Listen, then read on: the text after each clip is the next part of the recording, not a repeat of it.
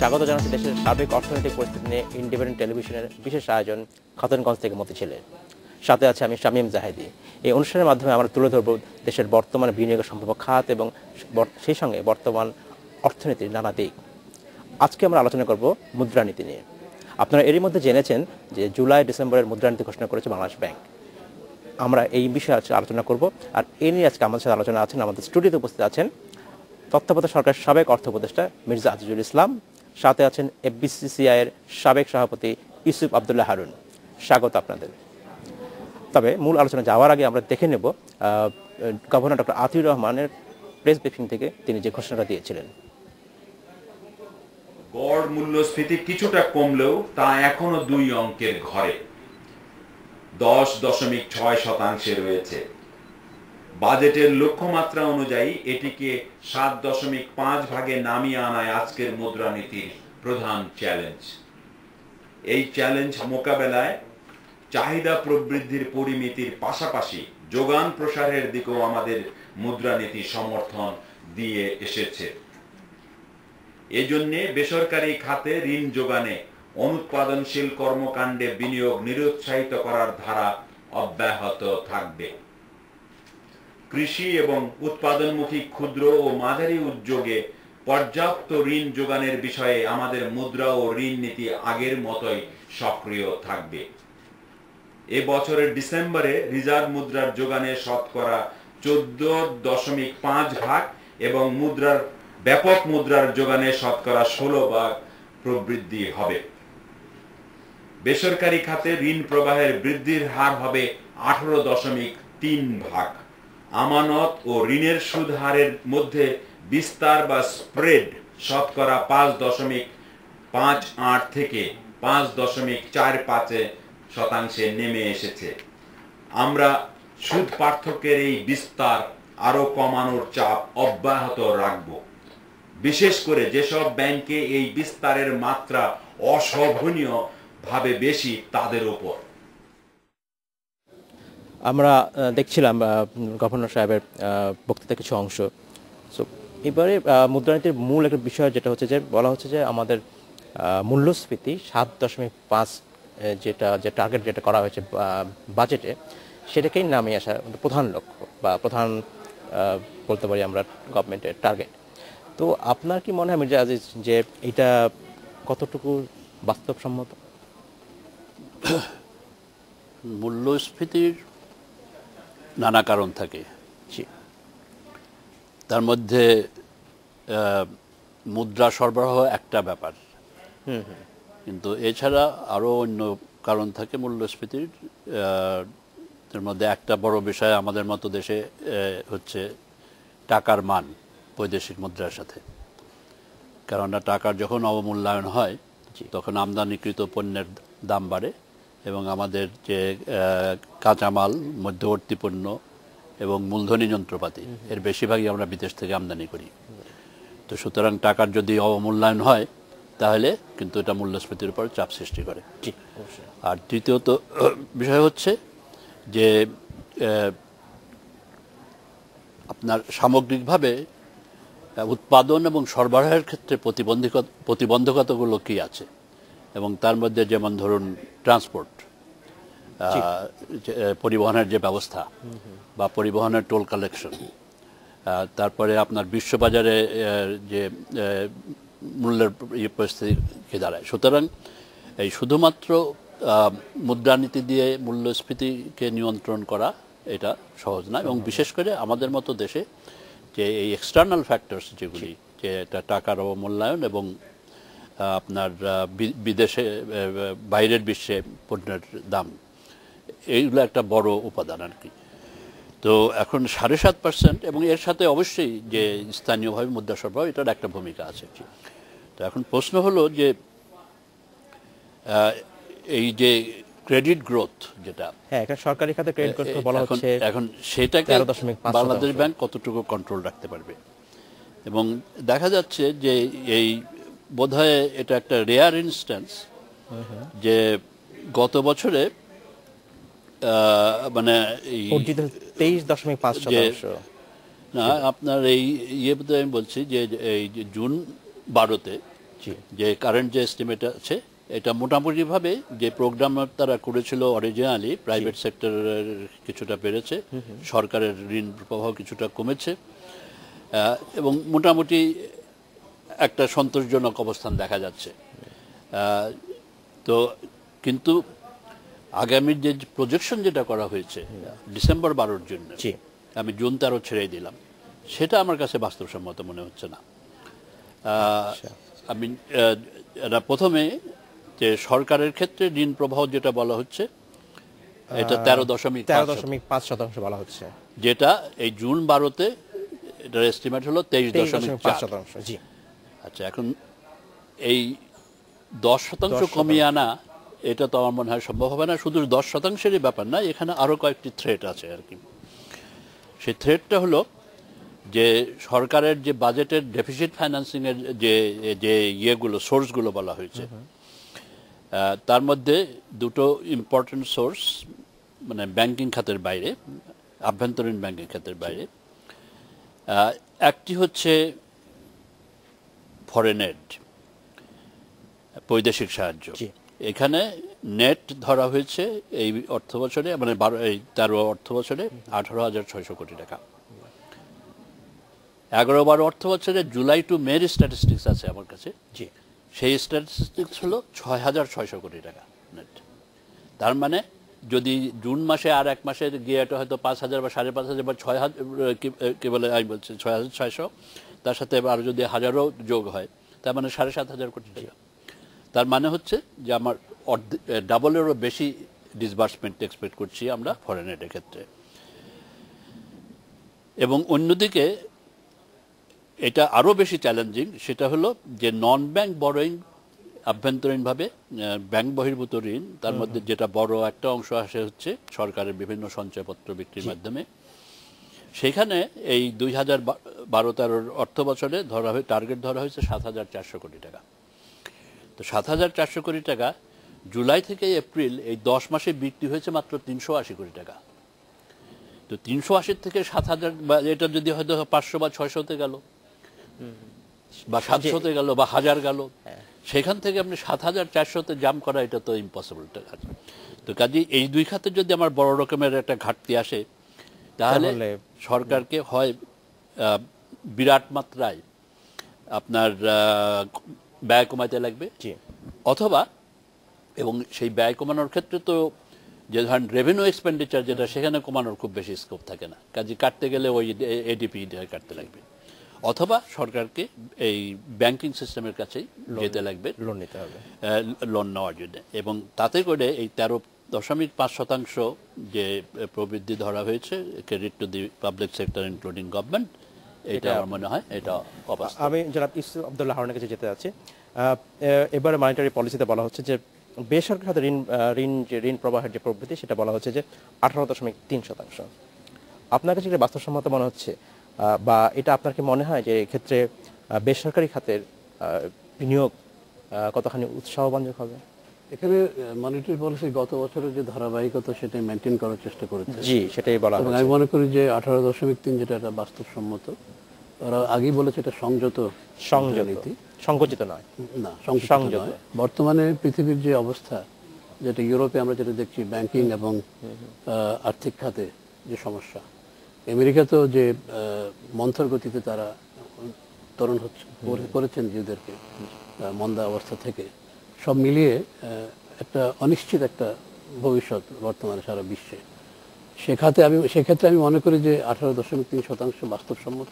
এখানে আরেকটা কথা যেটা আপনি বলেছেন যে ক্রেডিট ঋণ প্রবাহ যেটা, সেটার সাথে অনেক সময় কিন্তু বিনিয়োগের সম্পর্ক আমরা সবসময় দেখতে পাই না। এখানে একটা অতীতে আমরা দেখেছি অনেক সময় ঋণ প্রবাহ বাড়লে সেটা শেয়ার মার্কেটে চলে গেছে, সেটা রিয়েল এস্টেটে চলে গেছে, অনেক সময় টাকা বাইরে চলে গেছে।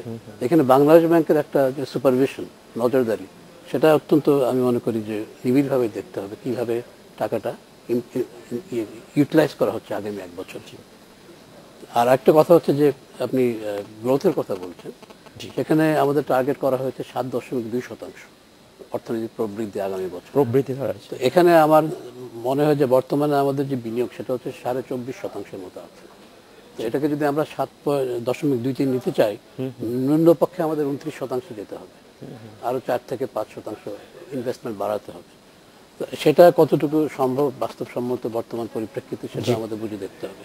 ব্যক্তিগতভাবে আমি মনে করি যে আগামী বছর যদি আমরা সব পরিস্থিতি যদি এরকমই থাকে, তাহলে 6.5% যদি আমরা করতে পারি, সেটা আমি মনে করি অত্যন্ত ভালো। তাই যদি হয়, এবারে মুদ্রানীতিতে যেটা আরেকটা জিনিস বলা হচ্ছে যে ঋণ এবং আমানতের যে স্প্রেড সেখানে 5.58 থেকে 5.45 এসেছে। এইটা কি আপনার মনে হয় এত সামান্য স্প্রেডের হেরফেরে কি বিনিয়োগ কি উৎসাহিত হবে? না, বিনিয়োগ উৎসাহিত পিছনে অনেক কিছু কারণ আছে। এটা শুধুমাত্র মুদ্রানীতির কারণে নয়। যেমন ধরেন, আমাদের সবচেয়ে বড় সমস্যা আজকে বিনিয়োগের অন্তরায় হচ্ছে আমাদের জ্বালানি সংকট, আমাদের বিদ্যুৎ এবং অবকাঠামো ঘাটতি। এটা আমি মনে করি 1 নম্বর সমস্যা। সুতরাং শুধু নীতির পাশাপাশি এই ফিজিক্যাল ইনফ্রাস্ট্রাকচারগুলি আমাদের তৈরি রাখতে হবে।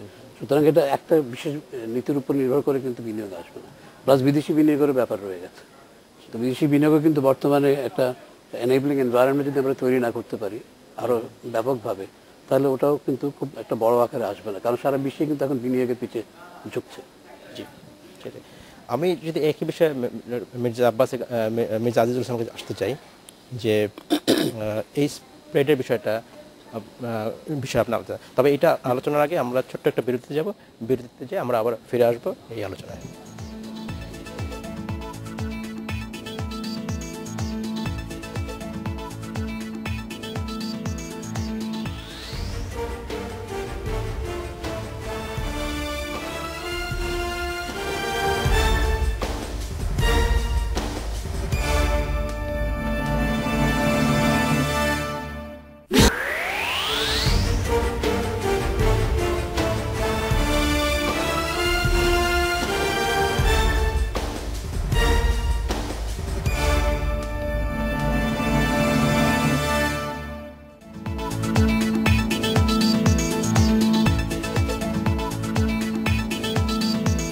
স্বাগত আরও একবার খাতুনগঞ্জ থেকে মতিঝিলে।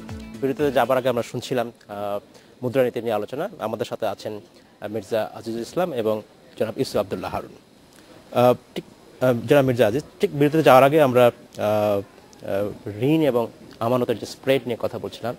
যে আপনি প্রশ্নটা ছিল যে এটা কি যথেষ্ট কিনা, যে পরিমাণটা কমেছে আমাদের গত 6 মাসে।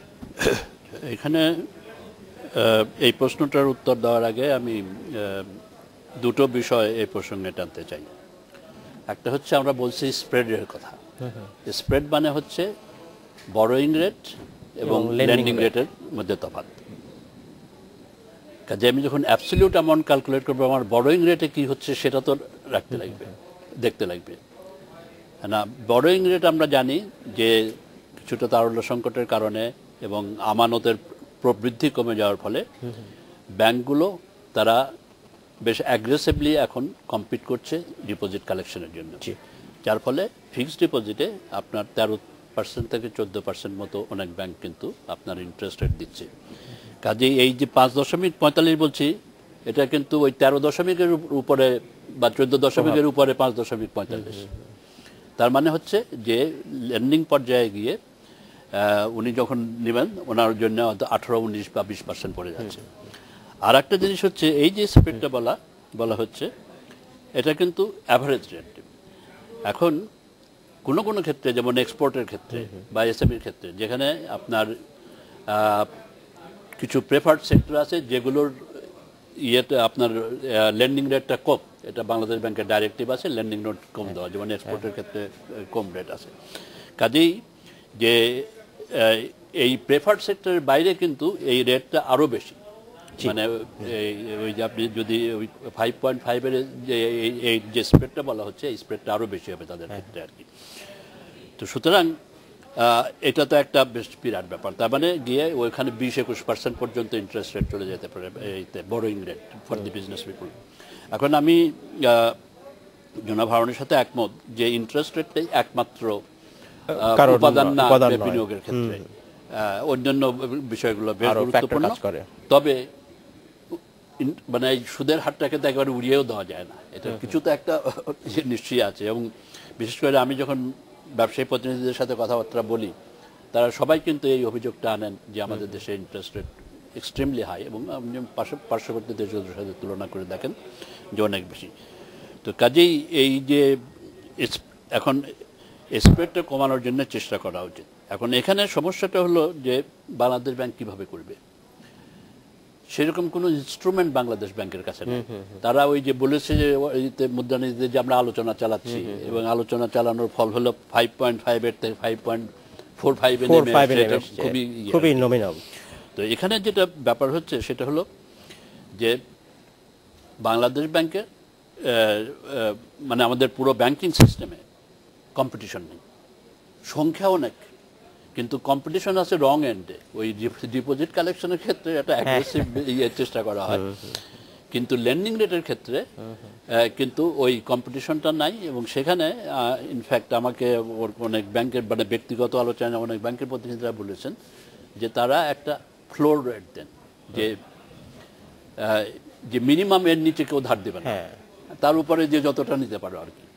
দেখুন কাজে এখানে মূল প্রশ্নটা বাংলাদেশ কেন, এবং এই যে হাই স্প্রেড, কিন্তু এটা ইন্ডিকেট করে হচ্ছে দুটো জিনিস। একটা হলো overall inefficiency in the banking system, যখন আপনি ইনএফিশিয়েন্ট হন তখনই আপনার প্রাইস বাড়াতে লাগে, আর সেটা হচ্ছে একটা জিনিস।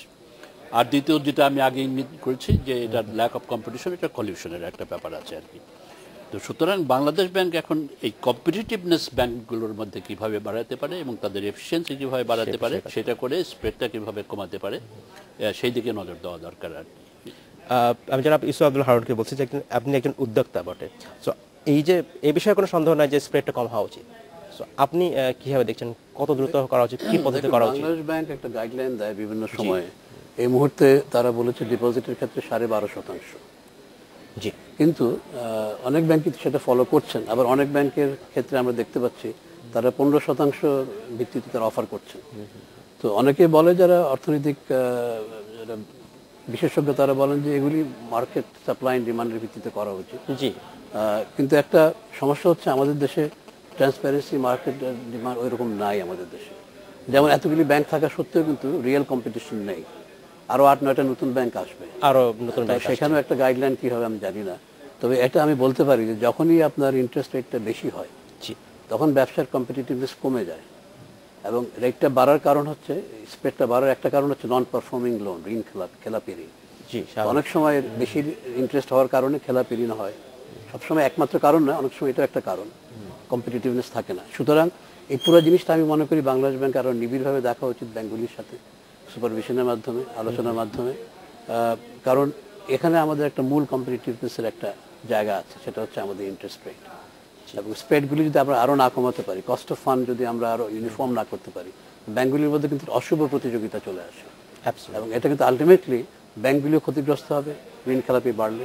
অন্যদিকে কিন্তু আমরা ঠিক করেছি যে ডিসেম্বর মাসে আমরা প্রভিশনিং যে নতুন সিস্টেম, সেটা আমরা চালু করব। তো সেটা এই মুহূর্তে কতটুকু বাস্তবসম্মত হবে এবং কতটুকু সঠিকভাবে ইমপ্লিমেন্ট করা যাবে, সেটাও একটা বড় প্রশ্ন রয়েছে। সেটা আমি একটু অ্যাড করি, জনাব হারুন একটা বিষয় উল্লেখ করেছেন, নতুন ব্যাংক। জি, অবশ্যই। তো এখন এই যে নতুন যদি আরো 9টা ব্যাংক থাকে, আমরা কিন্তু দেখতে পাচ্ছি যে মানে উচ্চ মূল্যস্ফীতির কারণ বোধহয় একটা গুরুত্বপূর্ণ কারণ, যার ফলে ব্যাংকগুলোর আমানত প্রবৃদ্ধি কমে গেছে। ইনফ্যাক্ট আপনার ফিক্সড ডিপোজিটে বোধহয় 11-12%, যেটা আগের বছরের তুলনায় অনেক কম, কিছুটা কম। এবং ডিমান্ড ডিপোজিটে এটা একসময় নেগেটিভ ছিল, গত মাসে এটা একটু পজিটিভ হয়েছে, বাট লেস দেন 1%। আচ্ছা, তো এই যখন ওভারঅল ফাইন্যান্সিয়াল পিকচার, সেখানে যদি আরও নতুন ব্যাংক আসে, তাহলে কিন্তু যে অশুভ প্রতিযোগিতার কথা উনি উল্লেখ করেছেন, এই অশুভ প্রতিযোগিতা আরও প্রকটতর হবে, এবং তার ফলে কিন্তু আবার ওই স্প্রেডটা আরও বেড়ে যাওয়ার সম্ভাবনা আছে।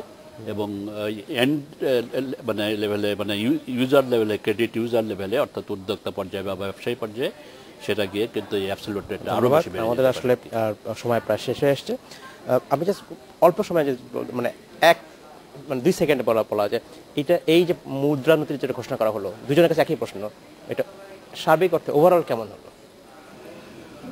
ওভারঅল আমি বলবো যে টার্গেট যেগুলো ঠিক করা হয়েছে সেগুলো সমর্থনযোগ্য, কিন্তু আমি মনে করি যে এর মধ্যে বেশ কিছু টার্গেট বাস্তবায়ন করা সম্ভব হবে না, এবং মূলত যেটা হবে সেটা হচ্ছে যে সরকারি খাতের ঋণের প্রবাহ যেটা টার্গেট ধরা হচ্ছে তার চেয়ে বেশি হবে এবং করসপন্ডেন্টলি বেসরকারি খাতে কমে যাবে। আমি চলে যাচ্ছিলাম ইসুফ লাহোরের কাছে। এক কথা বলতে গেলে টার্গেট অত্যন্ত মানে সঠিক গ্রহণযোগ্য, কিন্তু মুদ্রানীতির সাথে ফিসক্যাল পলিসির কতটুকু সমন্বয় হবে সেটা অত্যন্ত গুরুত্বপূর্ণ বিষয়।